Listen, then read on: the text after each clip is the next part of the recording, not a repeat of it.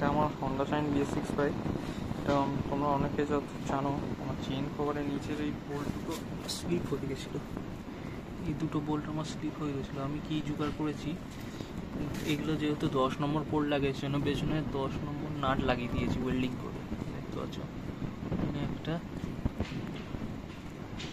এখানে একটা, দুটো নাট লাগিয়ে দিয়েছি যাতে এই হোলটা আমার বড় করতে হয়নি। মানে ওরা এখানে কী করে, এখানে এই হোল 10 mm সেটা 11 mm বা 12 mm করে দেয়, সেটা এটা বড় হয়ে যায়।